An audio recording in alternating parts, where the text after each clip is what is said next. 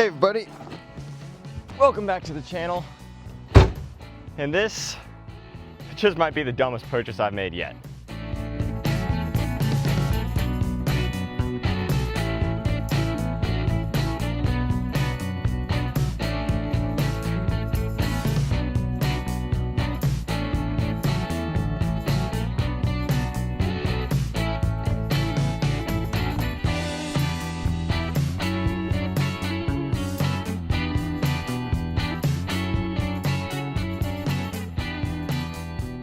So this right here is a 1994 NA Mazda Miata.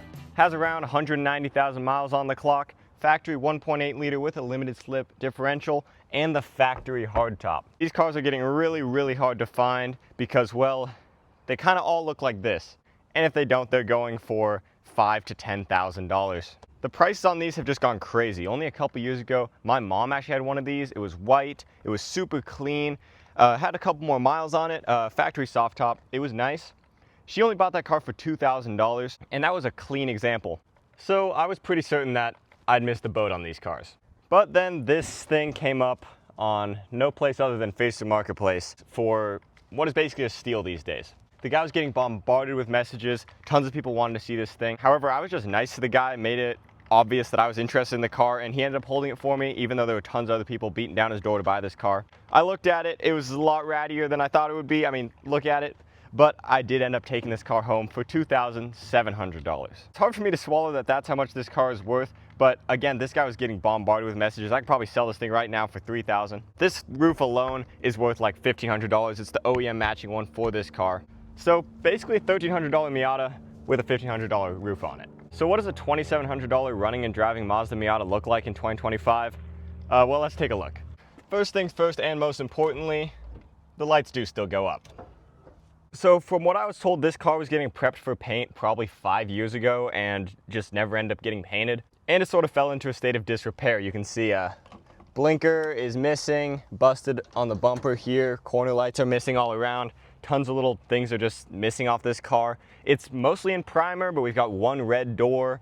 And although people got started prepping it, it definitely needs some help getting to the finish line. This fender is a little bit crusty and bondoed, so I'm gonna need to take a look at that.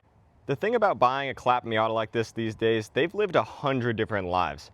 The previous owner sent me pictures of what this car used to look like, I guess in its glory days, and it was a kind of a ratty stance car looking show car thing at some point. That's probably how this fender got all baconed. So when you're buying a car like this that's been owned by so many different people with questionable taste, you just don't know what you're gonna get. We've got the single wiper conversion for whatever reason. Still has the provisions for the other one, but just single wiper. The windshield banner that makes it almost impossible to see out of most of the windshield, which is awesome. Little hearts on the reverse lights just to show that this guy is sensitive. Some remnants of like a lip kit back here. Maybe there's an exhaust coming out here. Currently there's just whatever this is. The exhaust leak on this thing is so bad, it's basically straight piped. I really need to fix that. That's like one of my biggest priorities. This tail panel is not busted though, and that is like all of them are, so that's nice. Huge dent right here, probably. I'm thinking probably, yeah, takeover probably. Gas cap doesn't stay latched. Deck lid is just destroyed from 10 different wings that have been put on this thing. You can see the holes that have been drilled for one, then another one, and another one here. Definitely needs a new deck lid. I'm not super against the wheels. They're a little bit goofy, but they kind of have that 90s JDM look. We'll see once we get this thing fixed up if we want to switch these bad boys out. And then the piece de resistance on this car, factory hardtop. It's got a little bit of damage down here, but I'm not lying when I say this is probably $1,500 right here. This car is $1,300 bucks and the hardtop is $1,500. People go absolutely crazy for these, and it's nice that we already have one on this thing for as cheap as it was. If you just look at it like this is actually a really nice car. Kind of a Golf Harlequin paint scheme going on right here, you know? I'm gonna move this thing over the shade so you guys can get a better look at this interior, and that'll give you guys a chance to hear this awesome exhaust.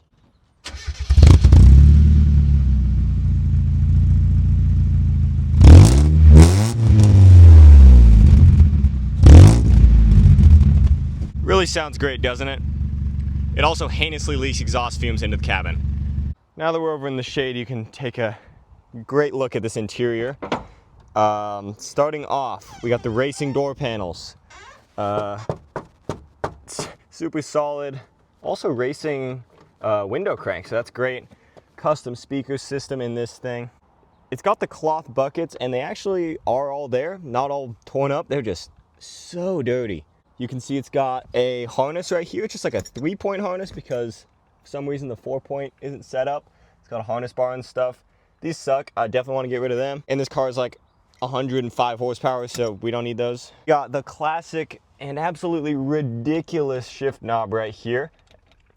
And as you can see, it is a manual 5-speed, but this knob is just, I mean, what are we doing here? The guy was a really nice guy, but he also was a tow truck driver for a junkyard, so he was greasy and kind of dirty all the time just for his job, and he definitely never cleaned this car. Got the token NRG quick release in here. No bezel for this. He said that that's actually in the trunk. All the parts that go to cover the steering column are sitting right there. I actually took those off because I couldn't get this freaking thing started because the key was so worn down. I'm just sitting in here trying to get this key unstuck, but it is not budging at all. I don't know if I need to go get a new key. It was doing totally fine when I was looking at this thing, but now it just won't unlock.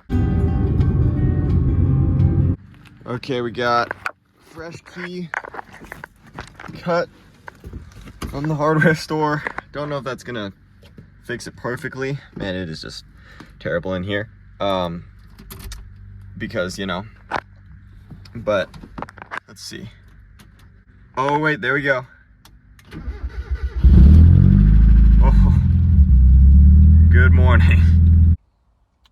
We got a custom LED lighting system in here. Really, really nice. Awesome phone mount. Bluetooth radio though, that's nice. We got no glove box whatsoever. Bunch of random junk. You can see the what the view out of this is where my eyes are. So this visor is really something, especially when you're driving at night and you can't see out of this part, so that's great. Nice little sticker pack in here. Really good stuff. Missing this guy, unfortunately. Yeah, a bunch of good stuff. Let me pop this guy goes right here, pretty sure. Let me pop the trunk. Here's a bunch of spare parts. You can see here's that bezel, another center console, speaker grills, one of these intakes that gets sucked into your engine, a couple tools, wire strippers, socket set. And I mean, it's all here. It's not all rusted out. It's just really, really dirty. We got just like a loose bulb. Yeah, that's awesome. Okay, I don't even want to look at that. Under the hood, let's pop this thing. There is no hood prop, I just have to hold it by myself, but it's actually shockingly clean under here. I don't know about the gold valve cover here, but it's the 1.8. It's got an intake on it. It's got a, I think, skunk tooth throttle body, a brand new alternator down there, some sort of headers, I think. Could just be missing the heat shield. And I mean, it's all there and honestly relatively clean. Now, the power steering doesn't work on this car. You can see the tensioner is broken right there and the belt's just kind of loose. This car is actually totally fine to drive with a manual rack. A lot of people actually swap it over, so we'll see if I end up fixing that. The pump works on it, just the tensioner broke. Also, the main pulley right here has a bit of a wobble, and they have like a pulley saver you can put on there, so maybe I'll do that. Also, some great zip tie engineering for the fans right here. But yeah, pretty standard 1.8 Miata stuff under the hood, and it's really not that bad. The guy I bought it from had a turbo kit for this thing, and I think that would have just been the last nail in the coffin for the very hard life this thing's led. So no turbo for this guy. It does fire right up every time. What are we looking at here? 194,000 miles on the clock. The temp gauge and the oil pressure gauge are not to be trusted really, but the RPM gauge sort of works, and the speedometer kind of works too. Let me get you guys set up here. We can go for a little drive. Ugh. These seatbelts are actually the worst. I mean, I'm all in favor of a 4-point harness for racing reasons, but I don't know if this car's ever been raced. Okay, we got some semblance of a seatbelt. It's a 3-point, but I'm not doing all that.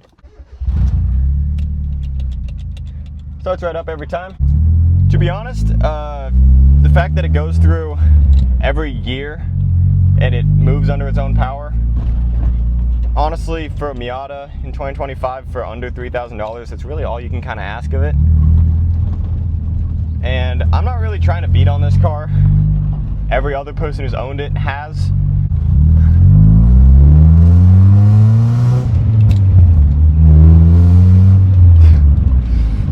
Oh man. Yeah, there's exhaust fumes going straight into the cabin right now. It's just kind of how it is, and it's awesome not being able to see, really. This visor is great. Yeah, the biggest thing on this car is really, for me, is just this exhaust. I like a loud exhaust, don't get me wrong, but I mean, on a 1.8 liter inline 4 on a Miata, it's like shaking the whole car. Smells really bad. I'm not saying I want to stock exhaust on this thing, but maybe something that doesn't drone so badly or sound like that. I just feel like such a menace driving this thing. I'm not even breaking the speed limit.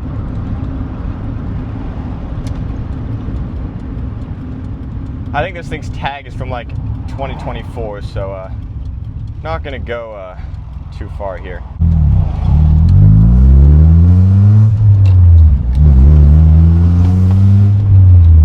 This thing's fun though. I see the appeal of a little roadster like this, especially for this kind of price. You can also probably feel the quality suspension that's on this thing. It's certainly a active driving experience. I don't know if this wheel's just set up weird, you know, NRG, or if it's actually just has this bad of an alignment, but yeah, overall, despite the smells and the noises and the rattles, it's a pretty solid car. It's certainly rough. It definitely needs a lot of work, but I don't think it's unsalvageable. Runs, drives, and stops.